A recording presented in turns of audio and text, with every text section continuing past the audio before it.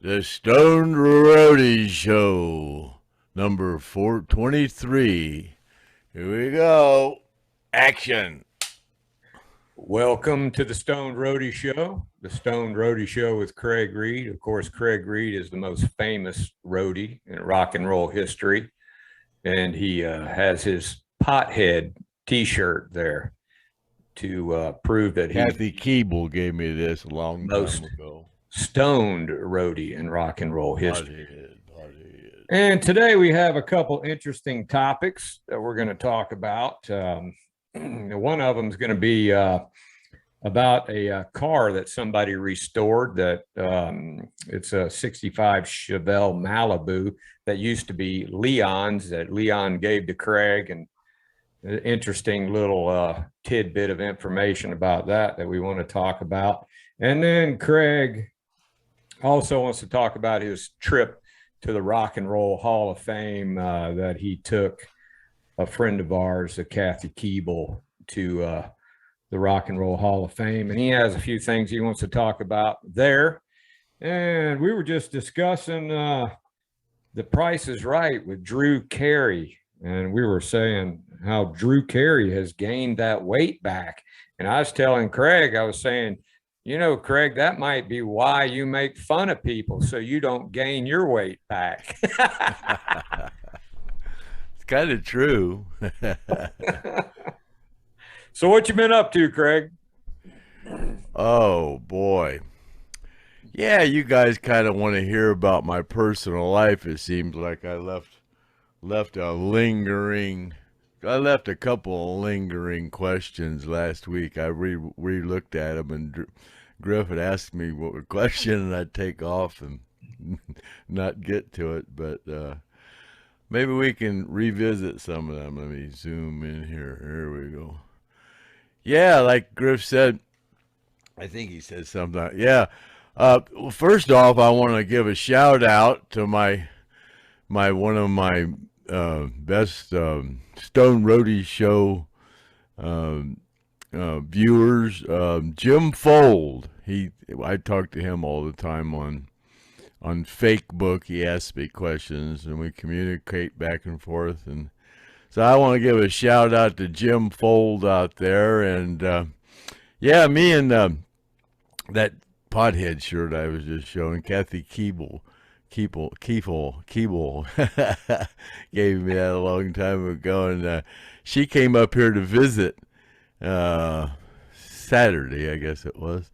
Yeah, Christina Anderson was supposed to come with her, and they were supposed to come up and go to the Rock and Roll Hall of Fame. I told them I could get in there for free anytime I wanted to, and she brought her granddaughter Savannah up here with her, and she's been playing bass guitar for about a year, and so they came up here, and it was funny. We got out of the car, and Savannah, we were walking up the door, and she said, "I'm gonna be in here someday," you know. And I kind of got a kick out of that. She's been playing bass for a year, you know, and she's kind of self-taught, and that's kind of like I thought Leon, you know, when Leon. He went for his first bass guitar lessons. He came home and his parents asked him how they liked it. He goes, "I ain't going back to see that guy. I know more about playing bass than he does," you know. So we went in, and on the second floor they have a little rock school, they call it, like, and they have bass and drums and guitar and keyboard and stuff, and then they have screens that you can push and start here and give you an introduction of what it's like playing an instrument. So Savannah went up and picked up a bass and started playing, and they had another band, like this one guy that was he was like a guide, like, and he would people that would get on instruments. You have to get that job, you have to be able to play all the instruments up there, you know. So they got done, and Savannah was over there playing, and he kind of noticed her right away, and as well as I did too. She's kind of dressed like a rock star, and she's playing that bass, and she's just finger picking it, you know.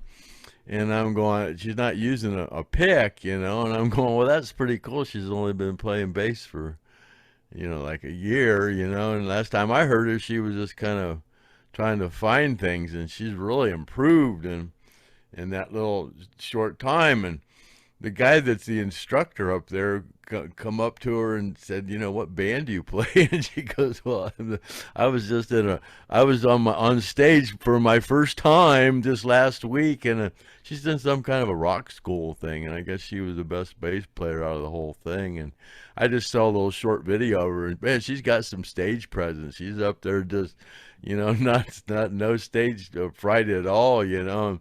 And she's up there just grooving up there in that little rock school up there, the rock hall. And she got the attention of the people in there, and everybody was up because she was dressed like a rock star. And then, man, she's just fingering it and just hitting that bass. And I think she learned a couple songs up there that, you know, and she just listened to them for a little bit and started playing them, you know. And she was there was these people up there that were kind of jamming, and she went over there and jammed with them a little bit.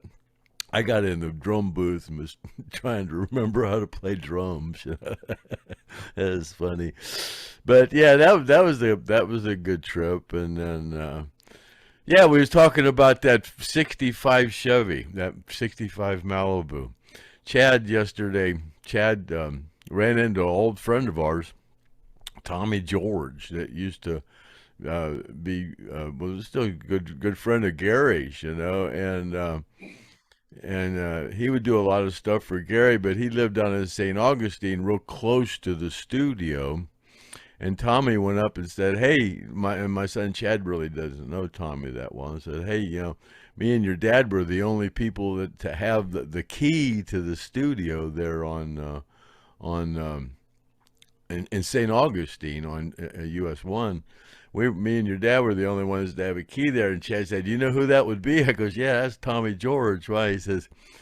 He says he has a car that used to belong to you. I said, yeah, he does. You know, I said, Leon gave me a 1965 Chevelle Malibu, 4-door with power windows, power seats, tilt wheel, and the thing was loaded, but it was in rough shape. So I was fixing it up, and I lent it to a friend of mine, Ronnie Caruso, and he was kind of high and he owned a golf course, and his car broke down, so I let him use my Chevelle, and he drove it to work, and he said he heard something like the fan belt break right when he got there, and he forgot about it and got in it and drove home the whole way and blew the head gaskets or something. I forget what happened to it, but anyway, I parked it over at Tommy George's and just left it there and came back up to Ohio.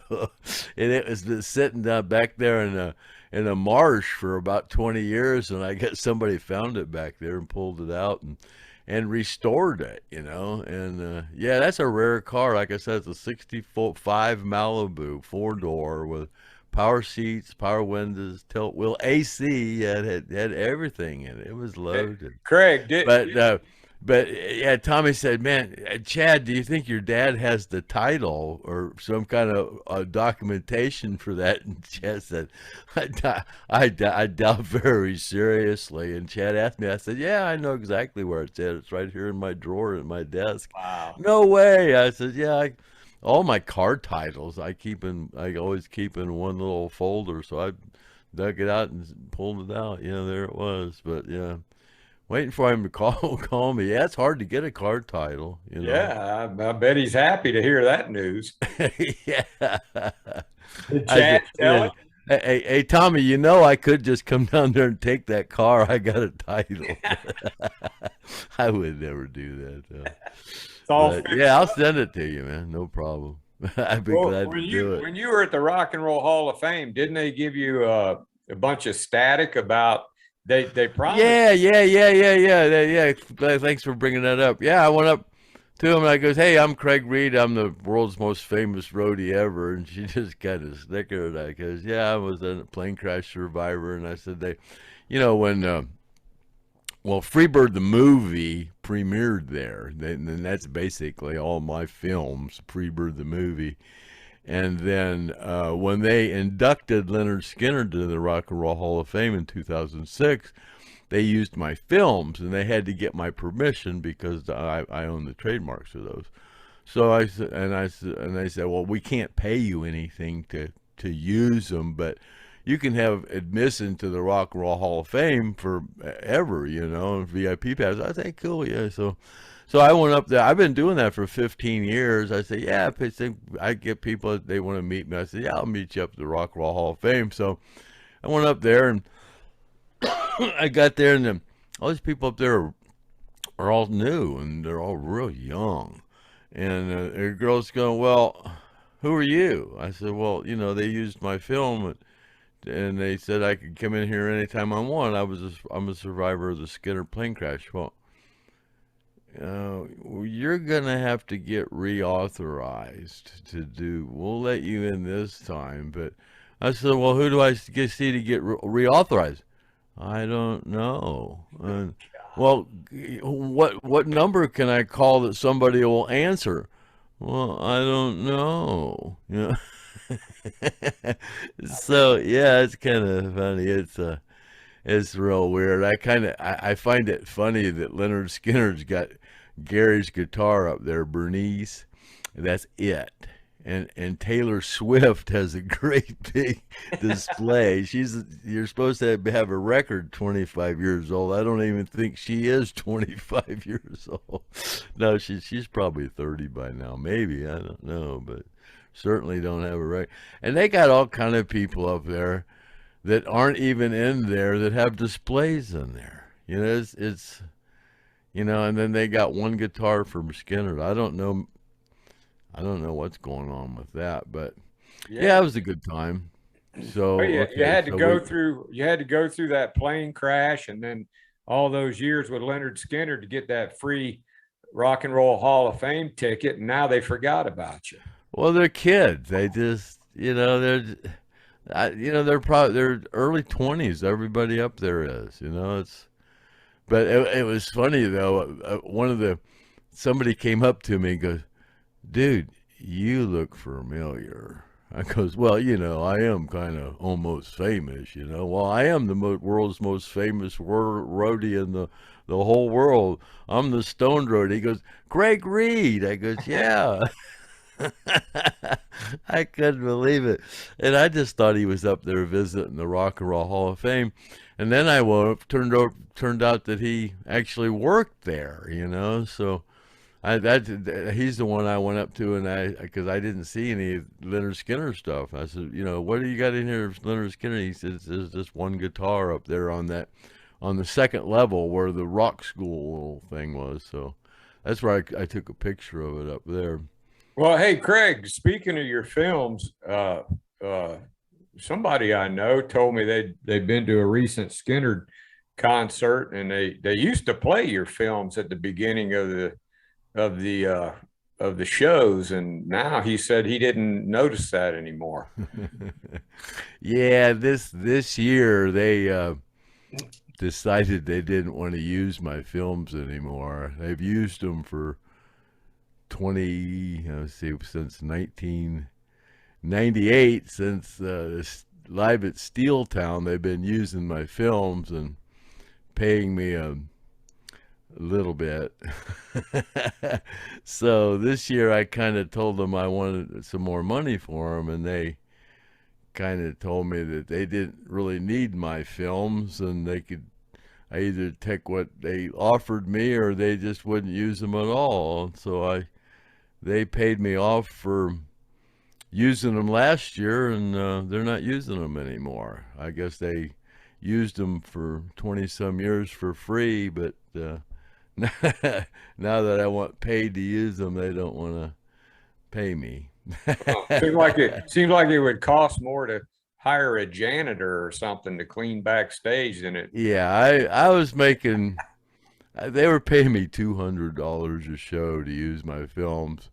You know, if you look at a cost sheet at a show, yeah, $200 is the last thing down there. So We made a deal they paid me a little bit more, over double that, to use them for last 2021 for what they didn't pay me, and which was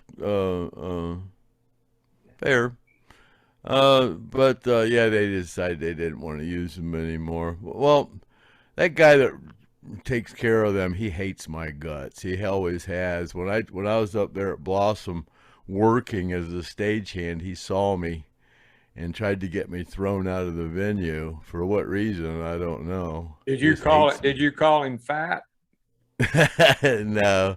And he went up to my union steward and told my union steward he wanted to send me home.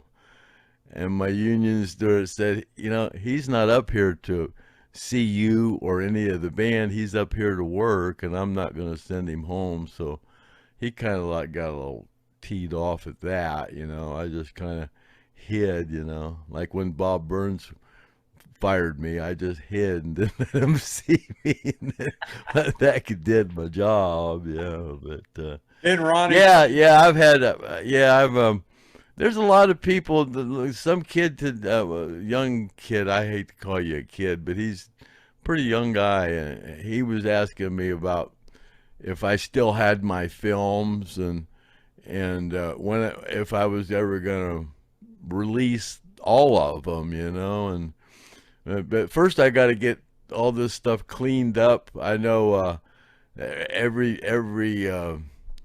amateur film producer that comes out wants to use the Skynyrd music and play with my films, and I've been on Facebook kind of saying, this stuff's copywritten, and then you'll get some people on there going,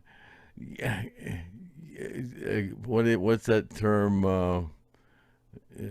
Get a hold of yourself or whatever. Nobody's trying to monetize on your films by playing them on Facebook. That's the reason I own the copyrights to those. You can't show them unless I give permission. And I've already been, I don't know how to word this, ripped off with those films. I was promised to make a bunch of money when they did Freebird the movie, and I was given a rubber contract because I took 2% of the profit from the Freebird the movie. That's what they were supposed to pay me, but I know the band made money off of it, off of Freebird the movie, and I know one other person that made money off of Freebird the movie, but I don't guess that's considered profit because I didn't get none of that, So, yeah, I feel a little bit taken advantage of by so-called friends. Want to act just a little funny. If your movies are out there all over the internet for anybody to see, then eventually they're not going to be worth anything. Access TV stole them from me. And I hired a lawyer to try to get taken care of, and they're from London, and ended up costing me $15,000 for nothing. And then that other situation I had before, it cost me $85,000. I won the case, but only got 55 back. So I think they're pretty good. They're pretty good movies, and so instead of making a profit on films, I'm still in the hole from trying to get paid. Well, hey Craig, do you want to go over some of these questions off of Facebook that some people wrote in here? Yeah, sure. Yeah, let's do that. Okay. Yeah, I put a post up there on the Griff Martin Facebook, and a lot of people replied to it. We appreciate all the questions and all the interest in the Craig Reed. Oh, another thing about my films. Yeah, when we went to court over that, in the court thing, it said that those weren't my films, that they bought the cameras and they paid me to take the film of it. And everybody signed that. So either I know the people that had signatures on there, they didn't either read it or they lied about it because they know gosh dang well I bought those cameras and took the films.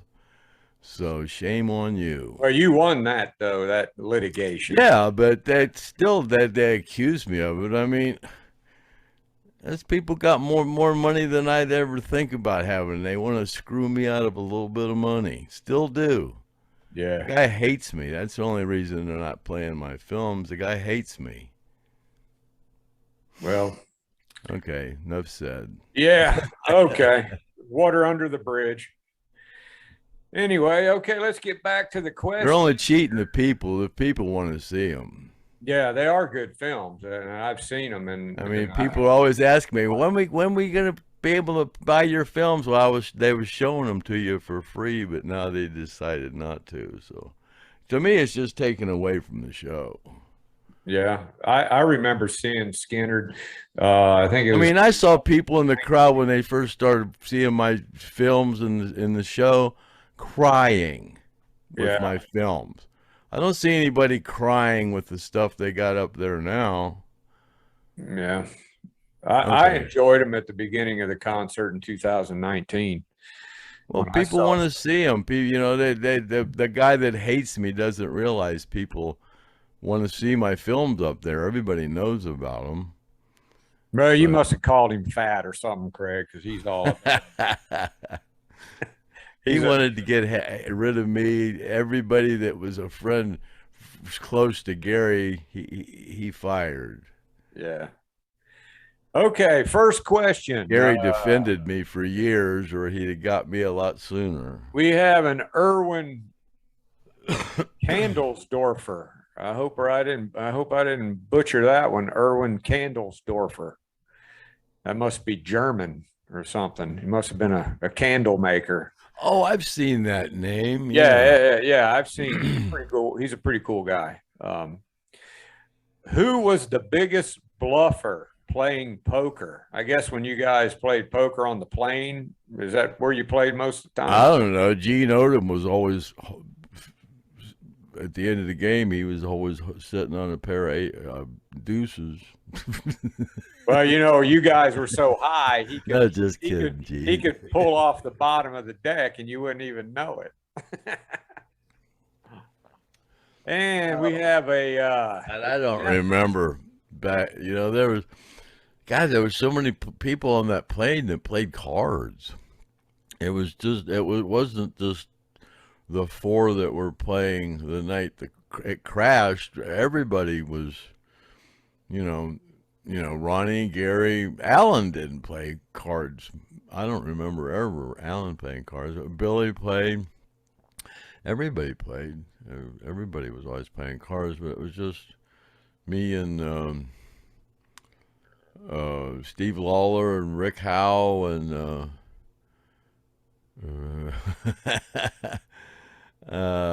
Mark Howard. Yeah, Mark Howard. Me and Mark Howard and Rick Howe and Rick Howe. Ron Eckerman and Steve Lawler. That's it. Sorry about that. That's okay. Okay, Jeff Gustanucci. That's another hard one right there. Yeah, I know Jeff. Hey, Jeff. I hope I pronounced that one right. What was their favorite venue to play and why? Oh, God, I don't know. You'd have to ask them that one. They were all great. I mean, there weren't really any bad shows. They were all good in their own way. I'd have to say the ones that were the best drugs and the prettiest women.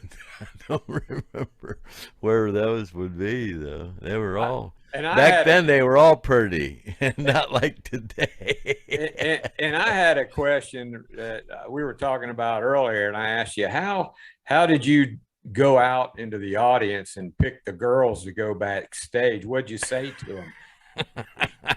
Well, I just say, hey, the better looking ones, and I just say, hey, you want to go backstage and party with the band, and it didn't take long at all to have a bunch of them go back there. But you know, a lot of times they go, well, how about my friends? You know, because I'm riding with them. I go, well, are they as pretty as you, or none of them are fat, are they? Well, can they wait outside till you're finished? Oh yeah, I always wondered how you did that. You know, did they know who you were when you walked up there?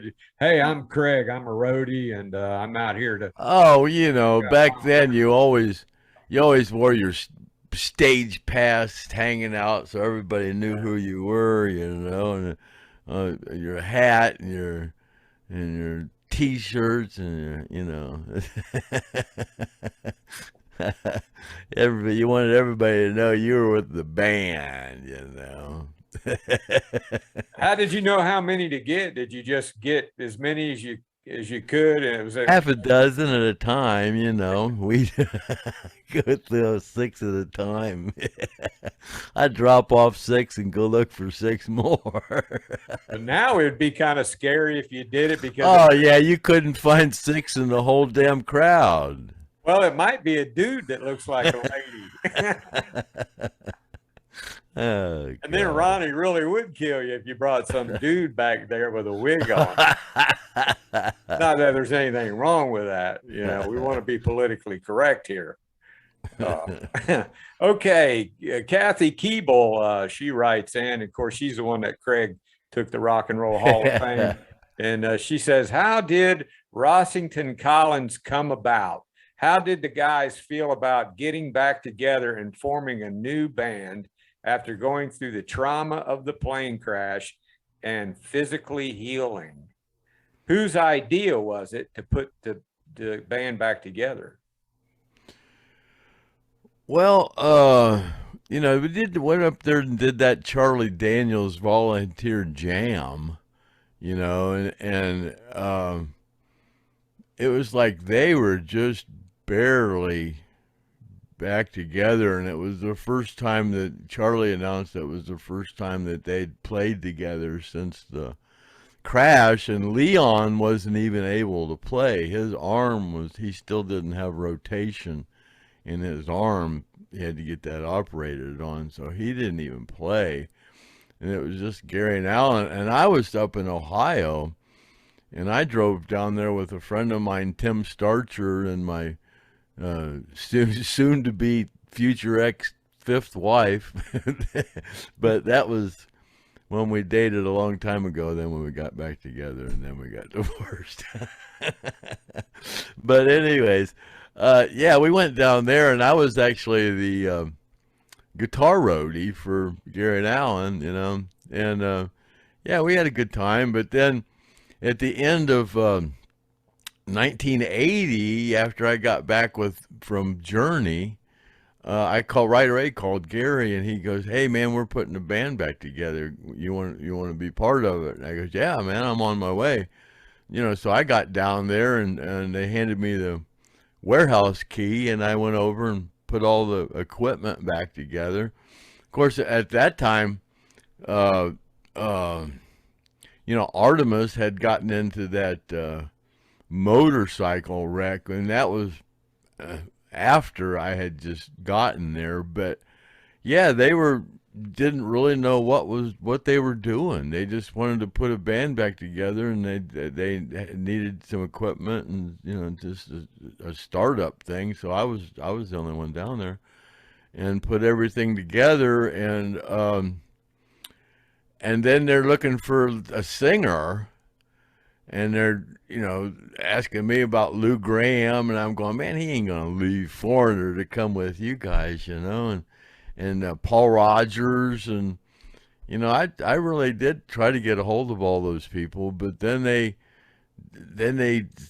somebody came up with, you know, let's get a girl, and that way there's no comparison to Ronnie, and then right away Dale Krantz at that time, now Dale Rossington, came into the picture, and then that's kind of just how it started. And then I guess they they picked. Then they got Barry Harwood to be the third guitar player, and then Artemus, hurt his leg, so then they got Derek Hess, who's like the premier drummer in Jacksonville still, I guess, maybe between him and Joe Crimp. But both of them are friends of mine, so I can't say one's better than the other. Yeah. They're both good. Derek always reminded me of Steve Smith with Journey, because when I work with Journey, they kind of played the same. I don't know, maybe I'm crazy, but well, that's a fact. But yeah, he reminded me of Steve Smith a lot. Yeah, they're both pretty cool guys. I have to say, they got great personalities. I've met them both. I know Joe's a great friend of mine, and I just met Derek not too long ago. Really great guys. We're going to move on to the next question. Jerry Carroll says, girls, and more girls, stories of being on the road. What cities had the most wild women back in the 70s while touring? And about Ronnie Van Zandt listening to other musicians, who was like some of the other musicians that he liked. Well, he didn't like Yes. He didn't? I haven't heard this story. No, because Kevin and I kind of liked Yes, and Ronnie just shook his head at the music. I don't know what the he didn't care for Yes, and that's the only one that really sticks out in my mind, because I kind of liked him and he didn't care for him at all. But well, everybody knows he worked like Merle Haggard, and then Illinois Speed Press, I guess he listened to in the early days. And I don't know, I guess I heard somebody saying they actually used to play Led Zeppelin and stuff in the clubs and stuff. I think Gene said that or something. I don't know, and I never did ask him about ever playing at Led Zeppelin or anything like that. But as far as Ronnie, just Merle Haggard, and like I said, all well, Paul Rogers, those were his two biggest influences. Then the other part of the question: what cities had the most women back in the day? That God, a lot of them did. I can't. There was a lot of pretty women back then, before the obesity epidemic. Before McDonald's was on every corner. God. Okay, let's move on. Herb, I'm going to go out on a limb on this one. Herb Brewer. I'm hoping that's right, Herb. Sorry if it's not. Any Craig Reed memories of the time Lynyrd Skynyrd had to use headliner Blue Oyster Cult sound system in Louisville? Yeah, that was Tycho Brahe. And that was a lot of Joe Barnes was involved in that one. I was kind of just off to the side of the stage, and Joe was really on top of the guy that was, because I was just new then, I was just there to watch the band during the show and kind of watch the drums, really. So I guess Joe was paying attention to the guy. Ronnie was having problems with his monitors, and I guess Ronnie just took his foot and pushed the cone of the speaker in on the floor monitors, and the guy got pissed off and with Tycho Brahe, and was going across stage to turn off the amps or something, and Joe tackled him on the back of the stage, and then the other guys got in, and the band looked around and said, stop the show, actually. It said, hey, our crew is having a little tussle here. We're going to go help them out. And it was just stupid, I don't know. It was one of those. I think Ronnie just wanted to needed to cause some chaos. He was good at Yeah, that. I mean, if he pushed those cones in with his foot, that's pretty He did that a crazy. lot, man. He did that a lot. It's a wonder the promoter didn't have the sound cam didn't have the promoter take that out of the settlement, and the band have to pay. I don't know how that worked out. Like I said, I was young. I was new back then. I didn't get involved in that kind of stuff.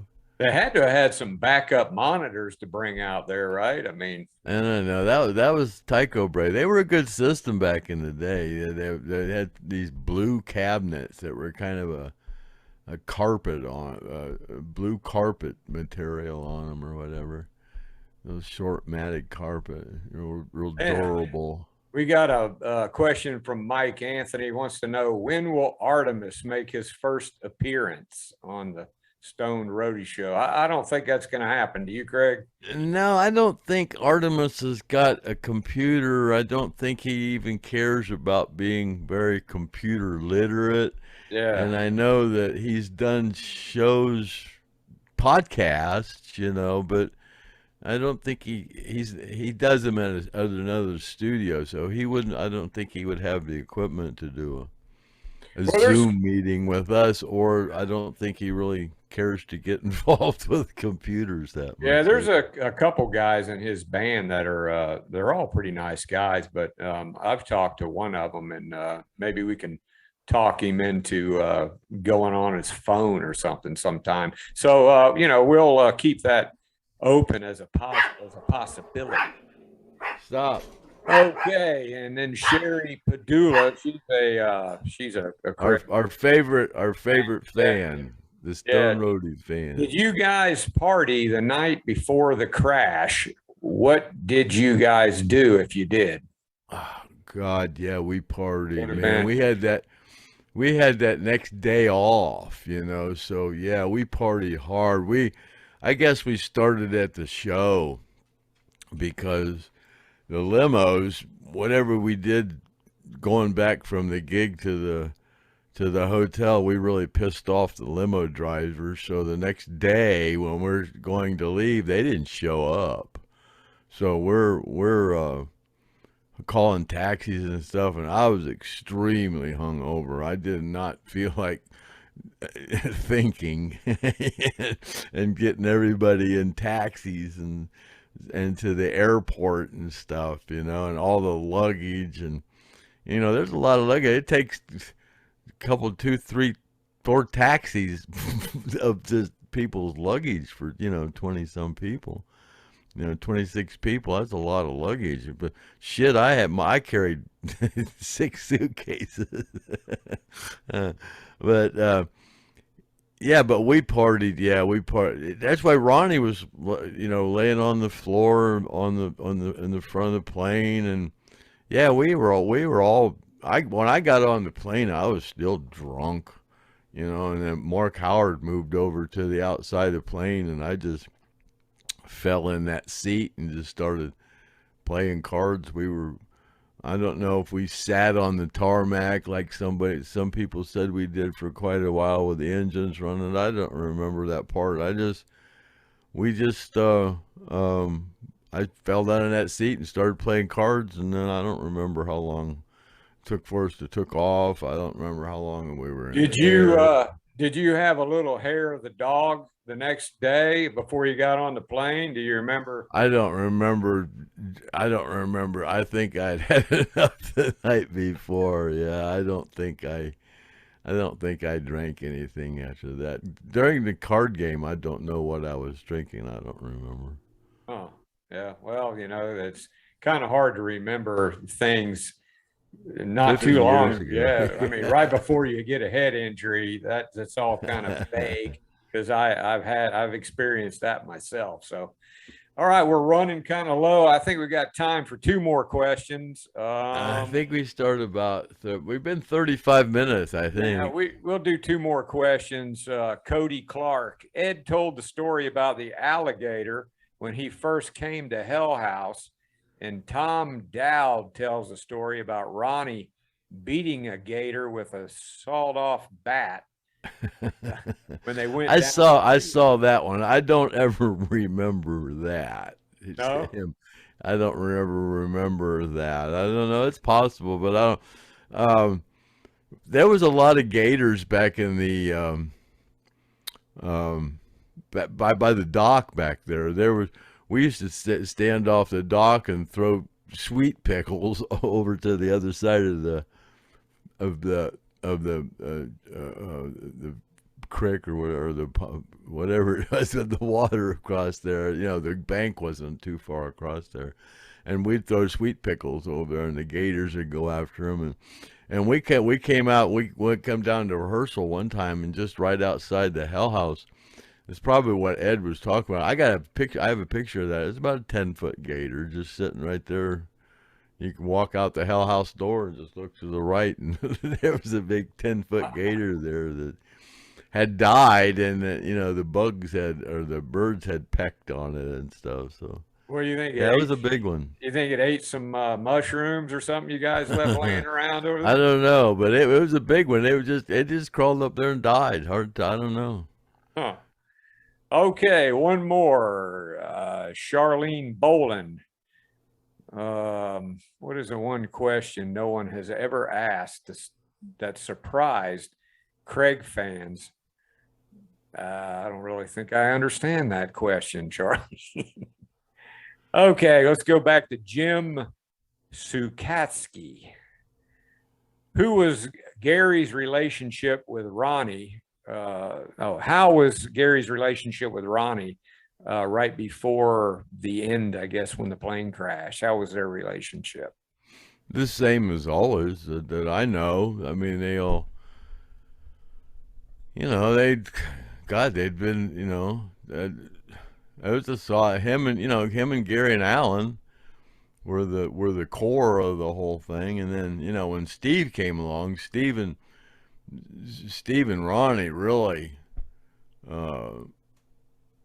kind of almost, I don't know, just spent a lot of time together, writing and thinking and arranging and stuff. And Gary and Alan were, they all had a solid relationship. We all did. We were all best friends, I guess. All of us were. Yeah, I think there was rumors, about ARTIMUS getting fired and Gene getting fired. I know I've seen a lot of that on the fan sites, and as far as there was a lot of stuff going on. It was like every time you turn around, Gary's wrecking a car, Alan's wrecking a car, Billy's wrecking a car, Leon's wrecking a car, Billy's going to jail. And the thing that was going on with Alan and JoJo, and it was just, God, it was a big soap opera, almost, and Ronnie trying to, the big conspiracy that everybody was all, a bunch of converted nuns. we were all on the, not doing drugs or drinking. That's not true. It might have slowed down a little, but it wasn't really recognizable. Well, I think Gene was supposed to help with the curtailing drugs and things. Maybe you guys might have been pissed off at him for telling on you for some things. I don't know. Yeah, that would have been about as hard as getting rid of the Democratic Party to get the drugs and alcohol off the road with Lynyrd Skynyrd. Yeah. Let's just get rid of the Democratic Party. Yeah, okay. Yeah, I think that would be kind of quite impossible feat right there to straighten the Lynyrd Skynyrd band up. The only thing the airplane crash didn't do that. Nothing would. Okay, Craig, I guess that's going to wrap it up. So we'll have to call this the end of podcast 23, right? Yeah, I think it's 23. Okay. You ready, boys? All right, they're ready. All right, we're ready to call that a wrap. Okay, number 23, and that's a wrap. It's a Cut. wrap. See you next time.